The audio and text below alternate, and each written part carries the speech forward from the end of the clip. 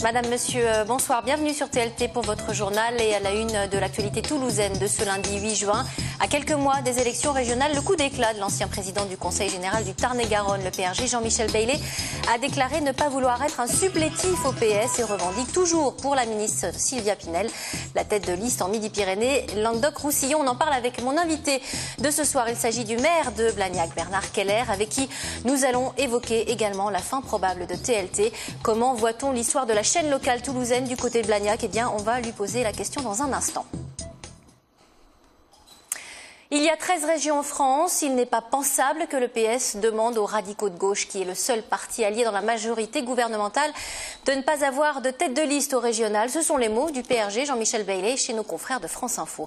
Le PRG souhaite que la liste soit conduite par Sylvia Pinel, une de ses deux représentantes au gouvernement, avec le secrétaire d'État au sport, Thierry Braillard, alors que le PS souhaite que ce rôle revienne à la secrétaire d'État socialiste, Carole Delga, qui a fait acte de candidature et a même indiqué qu'elle quitterait le gouvernement en juin pour mener campagne. Bonsoir.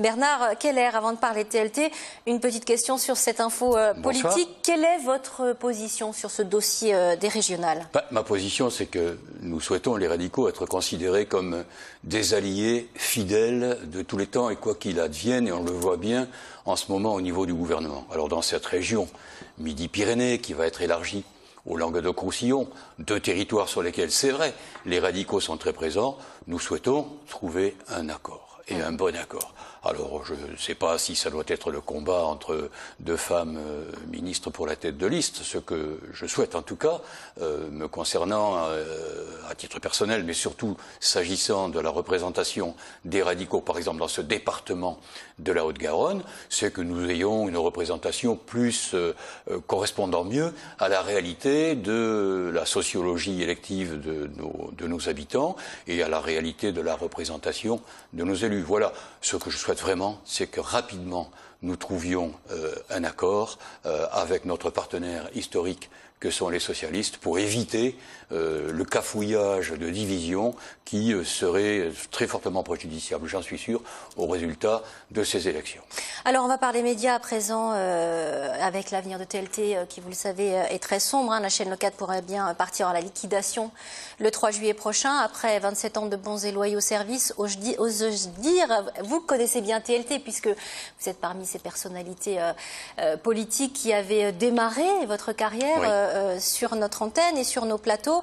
De quelle manière est-ce que vous regardez un petit peu ce qui se passe, la situation de la chaîne locale ici à Toulouse depuis Blagnac? Je trouve ça très triste. Qu'après 30 ans pas loin de 30 ans d'une chaîne qui a montré sa capacité à ponctuer tous les événements de la vie sur notre métropole et plus largement dans toute la région et les villes voisines de Toulouse, je trouve ça très triste qu'on soit en train d'annoncer la disparition de ces médias. Est-ce qu'il faut chercher des responsabilités quelque part? Quelles sont-elles selon vous? Des responsabilités, elles sont complexes. Le monde a changé, il y a une foultitude de médias aujourd'hui, il suffit tout simplement, quand on a son téléviseur le soir, il fut un temps où on a vu juste le choix entre 4 à 5 chaînes et c'était facile de trouver TLT après le film, par exemple, du soir. Aujourd'hui, il y a ce problème du choix, il y a incontestablement, j'en suis persuadé, des problèmes de recettes. Et de recettes de publicité.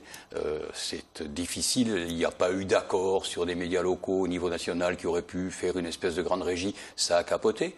Ensuite, c'est vrai qu'il faut qu'il y ait une contribution des différentes collectivités, j'en suis persuadé, et des différents médias. Ce qui est très regrettable, c'est d'abord regrettable bien sûr pour tous les personnels comme vous, qui depuis des années avaient contribué à faire vivre ce média. Et puis ce qui est très douloureux également, c'est que l'on voit disparaître ce que j'appelle l'information de proximité, cette capacité qui est la vôtre de parler de Toulouse aux Toulousains, des habitants de Midi-Pyrénées aux Midi-Pyrénéens, des Montalbanais, de Montauban aux Montalbanais, bref.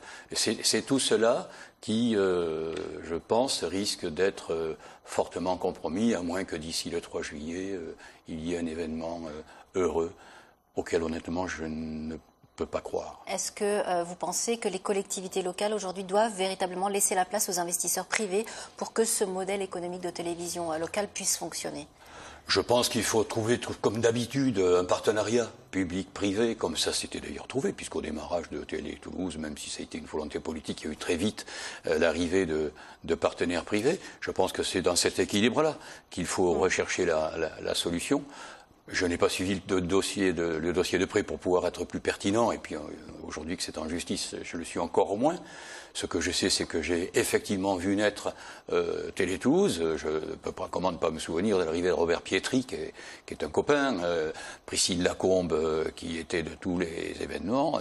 Il y a des moments forts qui ont ponctué la vie locale. Je ne peux pas ne pas oublier là aussi la création d'Aéroconstellation, la manière dont TLT a couvert cela, puis la sortie, le roll-out de l'Airbus A380, son premier vol. Effectivement. Voilà. Ouais. Et puis tout simplement, Sophie, encore récemment, je trouve que vous avez vous-même participé à faire vivre la vie politique au sens noble du terme, pas uniquement à Toulouse, sur la métropole. Je me souviens autour de cette table d'un débat lors des dernières, deux débats, lors des dernières élections municipales. Ouais. Je pense que ça fait partie des éléments importants qui participent de la bonne information de nos concitoyens. Un dernier mot sur l'aéronautique cette fois-ci. Un bilan au bout de 6 mois d'activité du musée Aéroscopia. Il a ouvert en janvier dernier. Est-ce qu'il fonctionne? C'est déjà un succès. Ouais. C'est déjà un succès à peine 5 mois après. Cette semaine, nous allons vraisemblablement, à la fin de cette semaine, saluer le 100 millième visiteur. Ça marche très très bien donc. On s'aperçoit qu'il y a une véritable curiosité des gens pour les avions, mais aussi pour le métier. Alors on va ponctuer cela d'événements prochains. On devrait avoir très prochainement, au mois de juillet je pense, l'arrivée de la 400M. Malgré les derniers déboires, c'est maintenu ? Mais malgré les déboires, vous savez, je connais ce métier de l'aéronautique, j'en fais partie de cette famille-là. Je ne connais aucun programme nouveau d'avion qui n'ait pas eu quelques vicissitudes.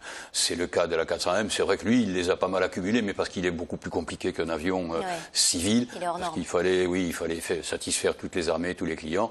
Le problème qu'il vient de connaître malheureusement, qui a valu la mort d'un équipage d'essai, comme quoi ces métiers restent toujours difficiles quand on parle d'essai. Je suis persuadé que ces problèmes-là seront résolus très vite. Merci Bernard Keller. Dans le reste de l'actualité toulousaine de ce lundi, où en est-on à Toulouse sur la question du logement social et des exigences de la loi Duflot? Ce matin, Habitat Toulouse organisait une conférence. À l'avenir, on estime qu'environ 1600 logements sociaux devraient être construits sur Toulouse et son agglomération. On écoute tout de suite Franck Biasotto, le président d'Habitat Toulouse et adjoint à la mairie, au micro d'Aliénor Adré. Le taux SRU toulousain est un peu plus de 20%. On continue l'effort. D'ici 2025, il nous reste 10 ans pour accéder aux 25% de la loi Duflot. Je suis serein. On a respecté et on respectera bien évidemment des engagements législatifs. Monsieur le maire de Toulouse, monsieur Jean-Louis Moudinque, président de la métropole, s'est inscrit également dans ce développement. Donc je suis pas inquiet. On s'y rapproche tout doucement, mais bien évidemment un rythme soutenu, c'est vrai, mais on va y arriver. J'en suis convaincu avec toutes les mairies environnantes, toutes les autres communes de la métropole. Une cérémonie au Monument aux Morts ce matin dans le cadre de la journée nationale d'hommage aux anciens combattants en Indochine. Une cérémonie en présence notamment du général Michel Loridon, le président de l'association des Amis de l'Indochine. De nombreux anciens combattants sont venus rendre hommage aux 800 000 victimes françaises du conflit. Et parmi eux, le général Jacques Darcos, aujourd'hui président de la délégation 31 de l'association de soutien à l'armée française. Il estime important que cette mémoire collective demeure dans notre pays. Allez, un mot de sport à présent et une page se tourne au 7 deniers. Le manager des Rouges et Noirs laisse un lourd héritage au rugby toulousain. Samedi après-midi, Guy Novès a vécu son tout dernier tour d'honneur à Bordeaux après 4 décennies en tant que joueur, puis entraîneur et manager au Stade Toulousain. Samuel Prieure. La fin d'un règne, la fin d'une ère. 40 ans que Guy Novès plane sur le Stade Toulousain, comme joueur d'abord, puis comme entraîneur, avant d'endosser le costume de manager général de la maison Rouge et Noir. Le théâtre de son dernier salut au public toulousain aura donc été le nouveau stade de Bordeaux. Comme toujours, il félicite un à un chacun de ses guerriers. L'hommage, les acclamations auront été émouvantes, même pour un homme qui ne laisse que peu de place aux sentiments sur un terrain de rugby. Le palmarès parle pour lui, c'est d'ailleurs le plus beau de l'Hexagone. 10 boucliers de Brennus, 4 Coupes d'Europe, un total impressionnant pour une figure unanimement respectée. Une figure paternelle auquel plusieurs de ses cadres auront rendu un hommage par l'intermédiaire des médias. Médard, sous le coup de l'émotion, a parlé d'un mentor qui symbolise à lui seul le succès rouge et noir. Elissalde a lui souligné que le papa de la famille s'en allait et que la page serait difficile à tourner. À n'en pas douter, il ne faudra pas galvauder l'héritage de Guy Novès. C'est un moment charnière dans l'histoire du stade toulousain. L'avenir est incertain, même si le passage de témoin entre Novès et Hugo Mola aurait déjà été effectué en coulisses depuis plusieurs semaines. Place désormais pour Guy Novès à la sélection du 15 de France dès l'automne prochain. Un destin national qui lui était promis, un poste comme une récompense à l'exceptionnelle carrière en club de cet homme au sang rouge et noir. Voilà, et en attendant de revoir Guy Novès, cette fois-ci à la tête du 15 de France, retour sur la demi-finale perdue du Stade Toulousain face à Clermont. Une défaite 18-14. En première période, tout s'est joué au pied. Aucune des deux équipes ne se détachant véritablement au score. Le match a donc été longtemps à la portée des Rouges et Noirs. Les Toulousains ont même inscrit le seul essai du match grâce à Maxime Médard en seconde période. Mais le héros du match, il est Montferrandais. Et il s'agit de Brock James, auteur d'une pénalité, d'un drop dans le dernier quart d'heure. Fin des espoirs toulousains et détresse au moment du coup de sifflet final. La saison aura donc été en dents de scie. Cette demi-finale laissera longtemps des regrets, c'est sûr. Vous l'avez suivi, Bernard Keller, cette demi-finale? Oui, je l'ai suivi. Des regrets donc? Oui, bien sûr, des regrets. Et en même temps, le sport doit rester le sport bien avec sûr. sa glorieuse incertitude. C'est ça le sport aussi. Mais Guy Novès, chapeau. On ouvre une page culture avec cette exposition à voir jusqu'au 15 juin à la librairie BD à Toulouse. Elle s'adresse aux inconditionnels d'Astérix, le célèbre héros du Derzo.